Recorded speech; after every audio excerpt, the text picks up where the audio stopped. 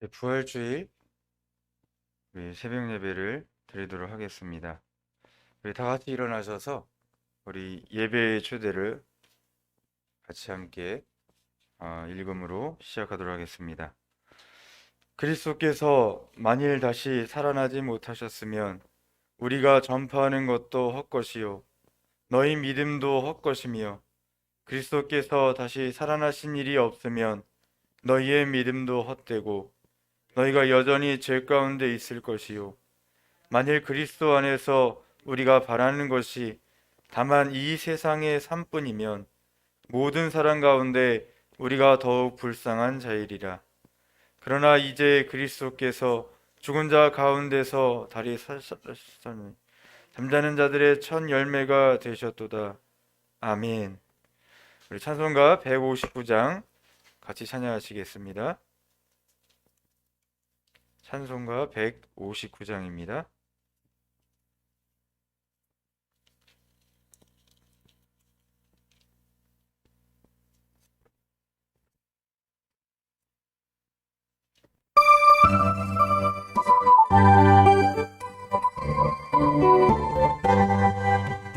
찬송하세 주님 부활했네.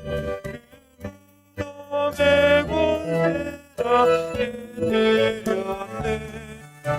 찬송하고 전파하세 세속신 할렐루야. 찬송하세 다시 사셨도다. 기뻐 찬송하세 빛이 왔네. 그 어둠의 권세가 이기셨네. 찬송하고 전파하세 계속하신 주님. 할렐루야. 찬송하세 다시 사셨도다. 기뻐 찬송하세 주님 피를 흘려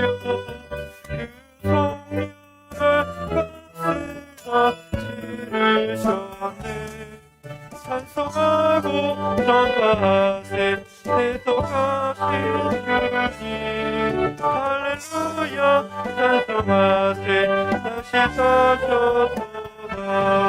기뻐 찬송하세 죄를 사했으니 그 속죄하는 애가 찬송하세. 찬송하고 전파하세 대속하신 주님. 할렐루야. 찬송하세 다시 사셨도다. 아멘. 우리 부활절 우리 공동 기도를 같이 드리도록 하겠습니다. 자비하신 하나님, 우리로 부활의 신비 앞에 서게 하시니 감사합니다. 믿음의 눈을 들어 죽음의 권세를 이기시고 생명으로 부활하신 주님을 바라봅니다. 빛이신 주님, 우리의 어두움을 몰아내 주십시오. 생명의 기운이신 주님, 우리에게 생기를 가득 불어넣어 주십시오. 주님께서 주시는 밝은 생기를 가지고 새로운 사람으로 살게 해 주십시오. 무덤의 돌문을 굴려내고 부활하신 주님, 세상과 삶이 가져다 준 문제들에 막히고 갇혀서 힘들어하는 우리들을 불쌍히 여겨 주십시오. 우리들의 가슴을 짓누르는 돌덩이들을 치워 주십시오. 우리로 서로의 아픔의 소리를 듣게 하시고 힘을 모아서 그 돌들을 함께 치우게 해 주십시오. 모든 성도가 생명의 기쁨을 맛보는 부활의 날을 맞이하게 해 주십시오. 예수님의 이름으로 기도드립니다. 아멘. 네, 모두 자리에 앉으시겠습니다.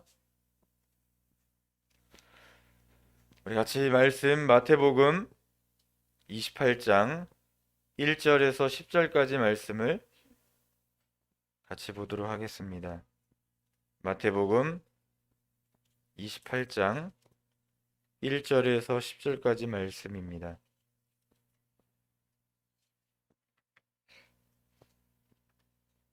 마태복음 28장 1절에서 10절까지 말씀 우리 한 절씩 교독으로 읽도록 하겠습니다. 안식일이 다 지나고 안식 후 첫날이 되려는 새벽에 막달라 마리아와 다른 마리아가 무덤을 보려고 갔더니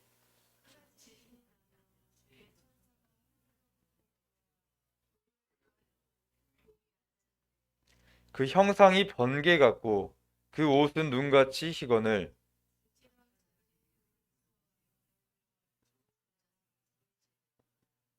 천사가 여자들에게 말하여 이르되 너희는 무서워하지 말라. 십자가에 못 박힌 예수를 너희가 찾는 줄을 내가 아노라.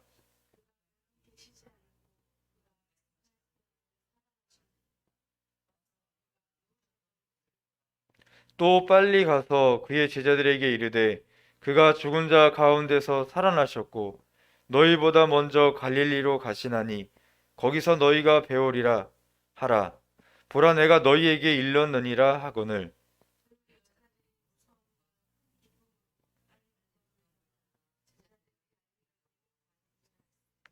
예수께서 그들을 만나 이르시되 평안하냐 하시거늘 여자들이 나아가 그 발을 붙잡고 경배하니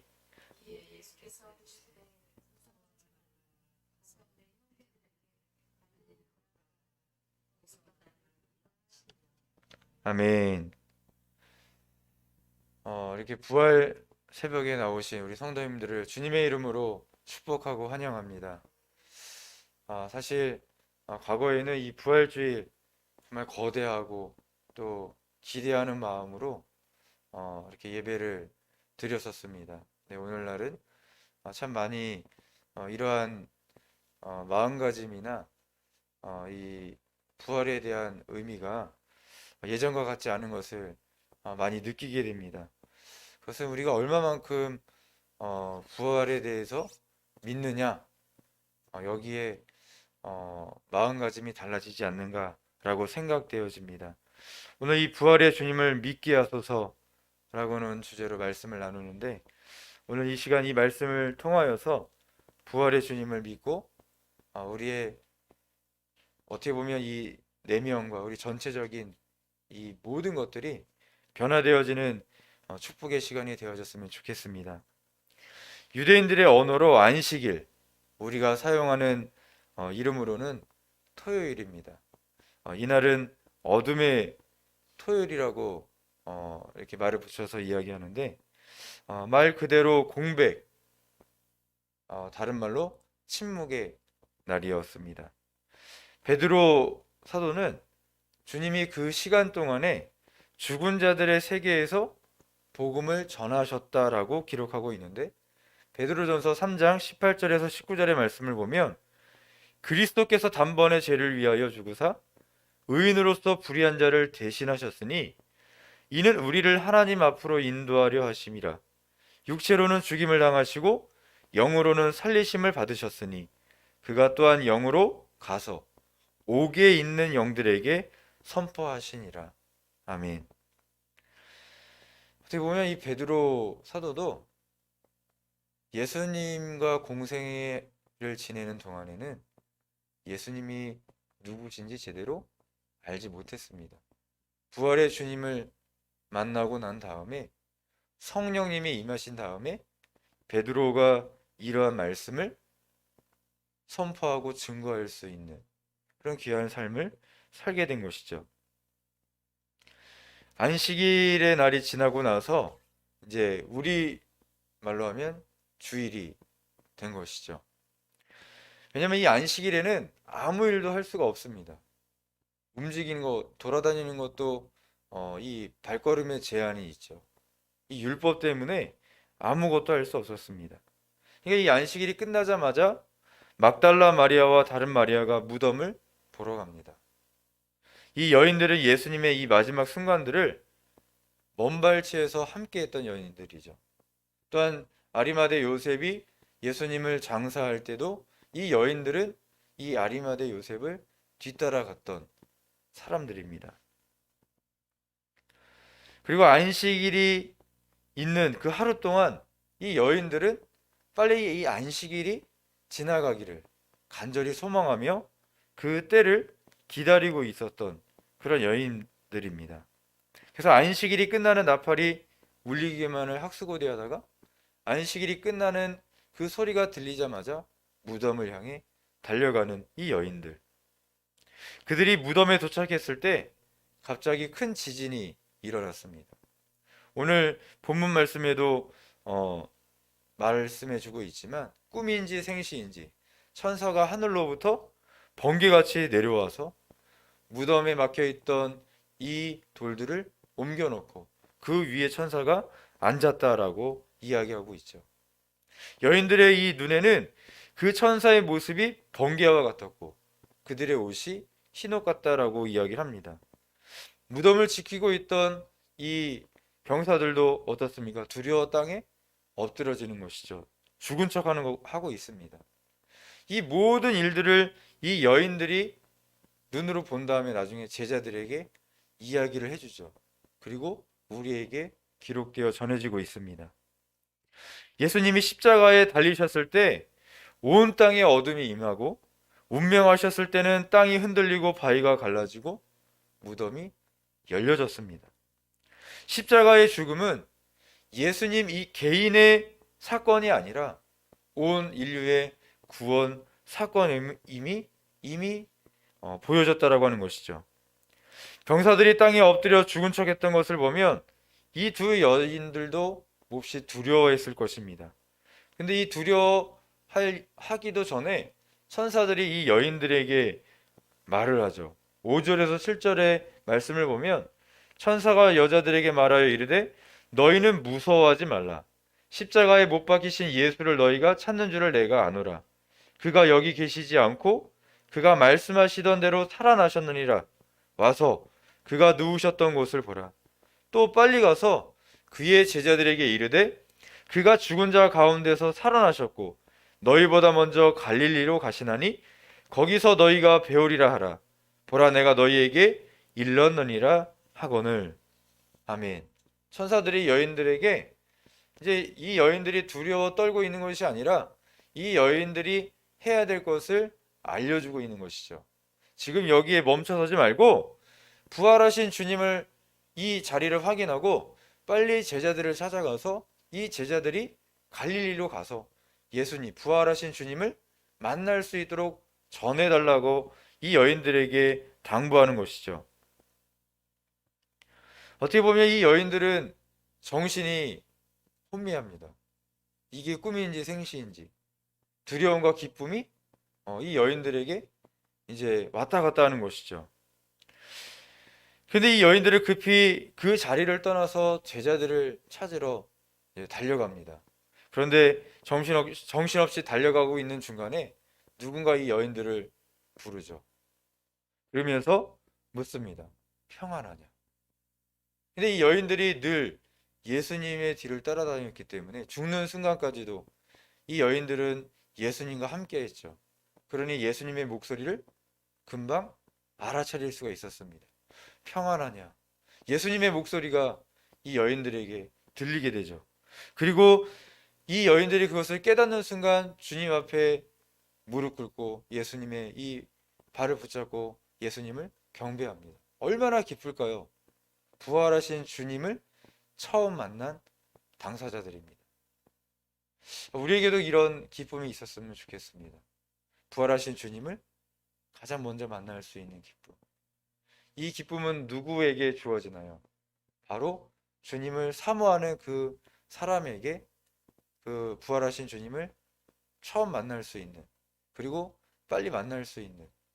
사실 빨리 만나는 게 중요한 건 아니지만 예수님, 부활하신 주님을 만나는 것이 기쁨이라고 하는 것이죠. 왜냐하면 부활하신 주님을 만난 사람들은요, 그 누구를 막론하고 변화되어지지 않은 사람이 아무도 없다라고 하는 것입니다. 내게 주어진 사명과 소명을 감당치 못한 사람이 전혀 없다라고 하는 것이죠. 주님은 장사된 지 사흘 만에 죽은 자 가운데서 살아나셨습니다. 날수를 따지며 보면 사흘이지만 실제적인 시간으로 봤을 때는 하루하고 한 반나절 정도 밖에 되지 않는 짧은 시간이었다라고 하는 것이죠. 예수님의 부활은 이 세상이 전부가 아니고 지금 우리가 갖고 있는 이 목숨이 전부가 아니라고 하는 것을 우리에게 알려주고 있습니다. 또한 먹고 사는 것이 전부가 아니라고 하는 사실을 우리에게 알려주고 있어요. 부활을 믿는다라고 하는 말은 바로 하나님 나라를 믿는 것이다라고 하는 것입니다. 또한 영생을 믿는 것이고, 또 우리가 이 땅을 살아가는 것은 하나님의 뜻을 위해 사는 것이라고 하는 거예요. 예수님의 이 빈 무덤은 우리 인생이 끝이 죽음이 아니라고 하는 것을 우리에게 증언해주고 있습니다. 우리 인생의 종착지는 바로 이 하나님 나라임을 우리에게 증언해주고 있는 것이죠. 그렇기 때문에 우리는 이 땅에 살아가면서 그 무엇에도 짓눌리거나 우리가 괴로워하거나 힘들어할 이유가 없다라고 하는 것입니다. 왜냐하면 여기에서는 우리가 잠깐 살다가 갈 것이기 때문에 그렇죠. 오늘 이 여인들이 천사에게서 받은 이 지시사항은 제자들에게 갈릴리로 가서 부활하신 주님을 만나라고 전하라고 하는 명령입니다. 부활하신 주님이 그들보다 앞서서 갈릴리로 가시니까 그곳에 가서 주님을 만나라고 하는 거예요. 왜 주님은 갈릴리로 가셨을까요? 왜 거기서 제자들을 기다리실까요? 그것은 갈릴리에서 예수님이 사역을 시작하셨기 때문에 그렇습니다. 그리고 예수님의 제자들을 갈릴리에서 처음 부르셨어요.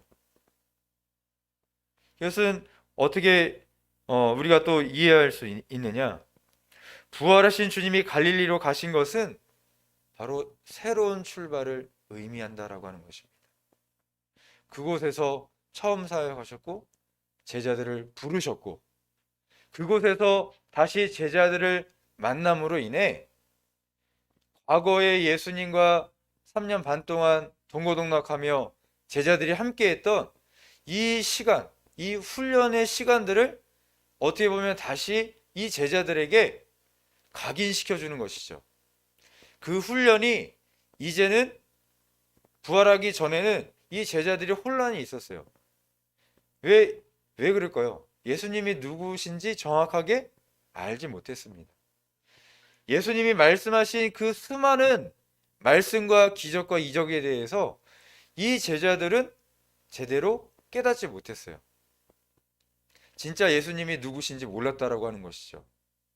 근데 부활의 주님을 이들이 갈릴리에서 만날 때는 이 과거에 예수님이 말씀하신 것과 행하신 모든 기적과 이적에 대한 이 제자들의 마음가짐이 완전히 360도 달라진다라고 하는 거예요. 왜? 이 말씀이 깨달아지기 시작하는 겁니다. 부활하신 주님을 만난 다음에는 이들의 삶이 완전히 새로워진다라고 하는 거예요. 그렇기 때문에 이 부활을 믿는 것이 이렇게 중요합니다. 부활을 믿지 않고는 예수님이 누구신지 제대로 알 수가 없어요. 부활을 믿지 않고는 예수님이 하신 일이 어떠한 의미인지를 알 수가 없다라고 하는 것입니다. 부활을 믿지 않고서는 예수를 믿는다는 것이 무엇인지 제대로 알 수가 없어요. 그것이 바로 제자들이 실패한 이유입니다. 그리고 베드로가 얼마나 예수님을 따르려고 예수님한테 마음에 들려고 어떻게든 내가 수제자로서 최선을 다하려고 노력을 다 했습니까? 그런데 부활하신 주님을 부활하신 주님을 만나기 이전에는요, 베드로 스스로가 이것을 감당할 수가 없었어요. 진짜 저분이 하나님의 아들인지, 부활의 구원자인지, 진짜 메시아인지 긴가민가 했기 때문에 그렇습니다. 그리고 예수님의 이 부활의 의미가 진짜 무엇인지에 대해서 몰랐다라고 하는 것이죠.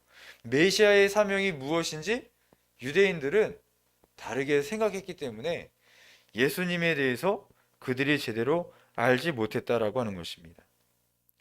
그들은 부활하신 주님을 만나고 나서 성령 충만함을 받아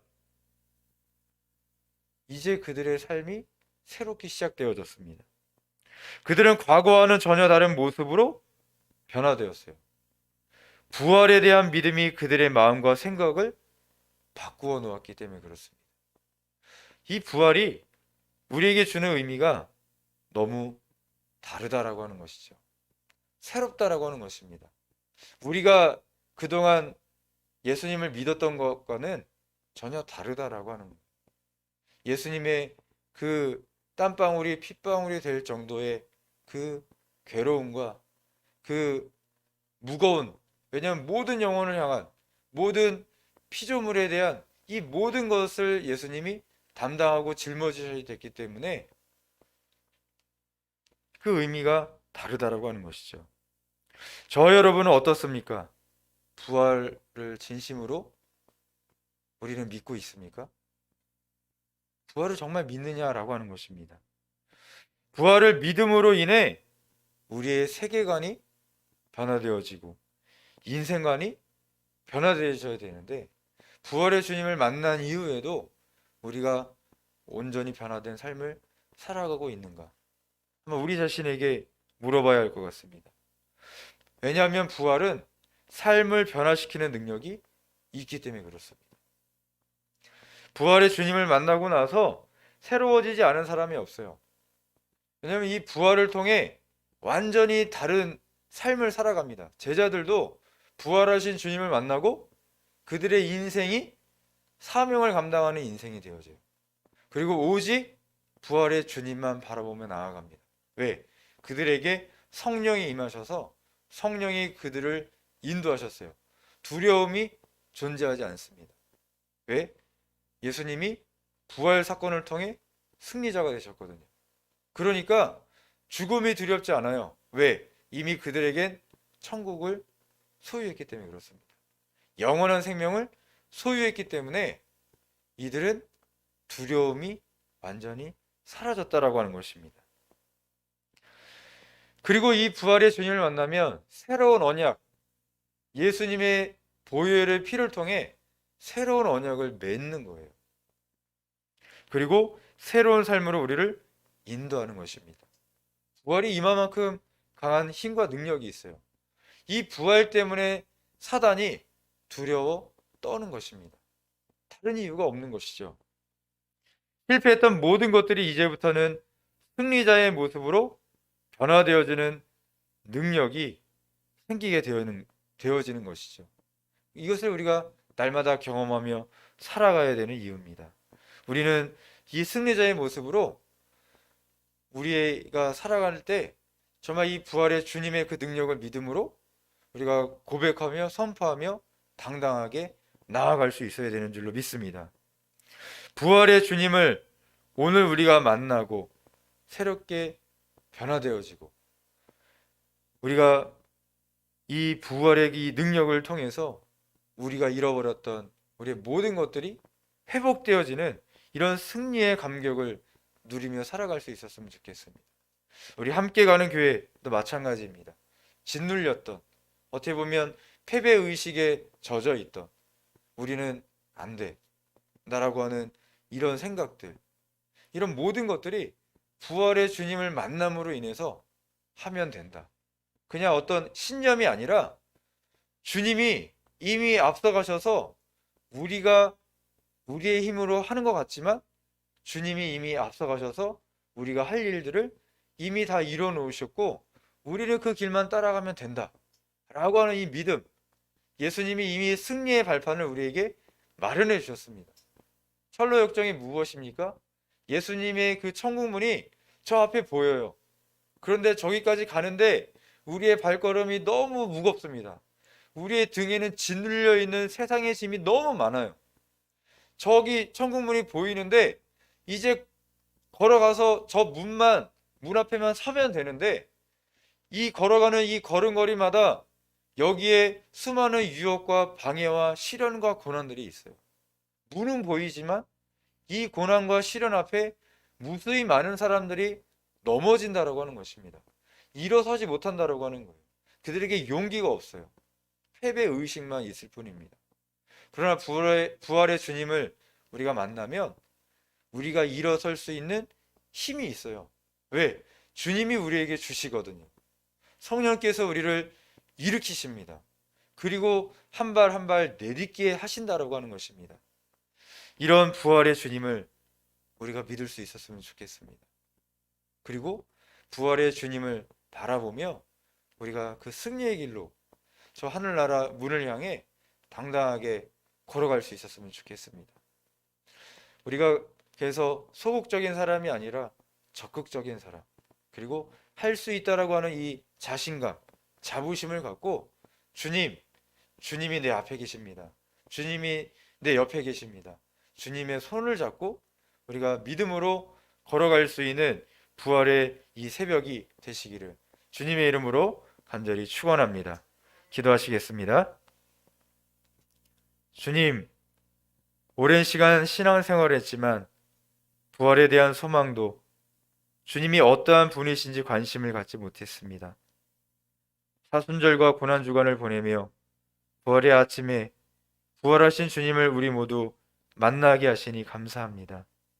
제자들도 부활의 주님을 만남으로 그들의 인생에 변화가 오고 성령으로 충만해져 제자들이 사명을 잘 감당했듯이 저희 모두 부활의 주님을 만났으니 과거와는 전혀 다른 모습으로 변화되어지게 하여 주옵소서.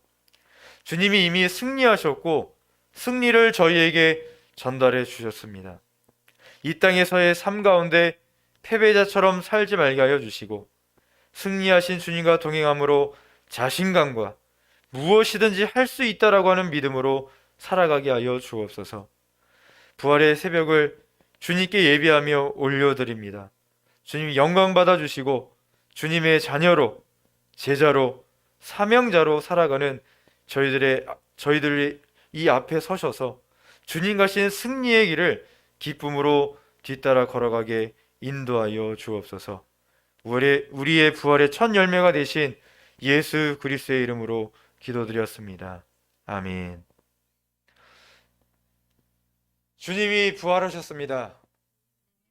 네, 우리 좌우 옆에 계신 분들과 함께 말씀을 나누겠습니다. 주님이 부활하셨습니다. 네, 주님이 부활하셨습니다. 네, 오늘 이제 부활주일 이 새벽, 사실 저는 여러 가지 촛불 예배를 드려야 되나 이제 고민도 많이 했었는데, 네, 오늘은 이렇게 드리게 되었습니다. 그리고 짧은 시간이지만 우리가 예배가 일찍 끝나고 나면 또 돌아가셔서 쉬셨다가 또 예배로 오셔야 되니까 오늘은 예배 끝나면 바로 우리 인사하고 헤어지도록 하겠습니다. 우리 찬송가 165장 우리 일어나셔서 우리 힘차게 찬양 부르시고 우리 축도로 예배를 모두 마치도록 하겠습니다. 165장입니다.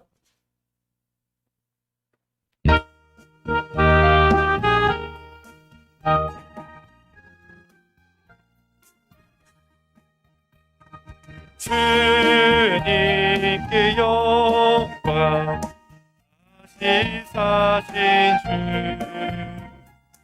사망 권세 모두 이기시었네. 입은 천사 돌을 옮겨 셨던 곳을 있었네. 주님께 영광 다시 사신 주 사망 권세 모두 이기시었네. 부활의 주님 나타나시다.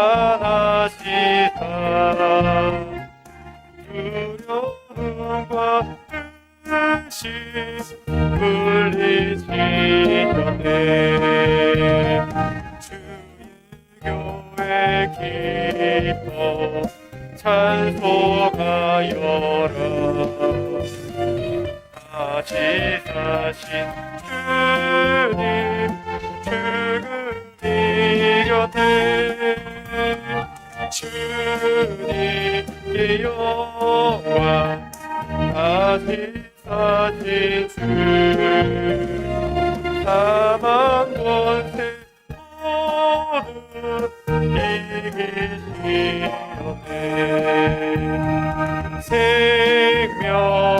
이름을 영광의 주님 없는 삶은 헛될 뿐이라. 주의 사랑으로 세상이 기고 건너보냐 가게 하소서. 주님께 영광 다시 하신 주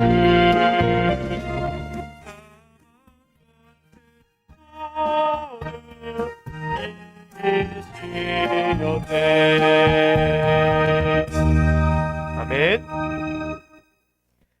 이제는 예수 그리스도의 은혜와 아버지 하나님의 극진한 사랑하심과 성령님이 함께 하시고 우리를 인도하시는 축복이 부활의 이 새벽, 부활의 주님을 맞이하고 부활의 주님을 온전히 믿기로 결단하며 나아가는 우리 함께 가는 교회 성도님들과 그 가정과 일터와 우리의 모든 삶의 현장 가운데 지금부터 영원토록 함께하여 주시기를 간절히 축원하옵나이다.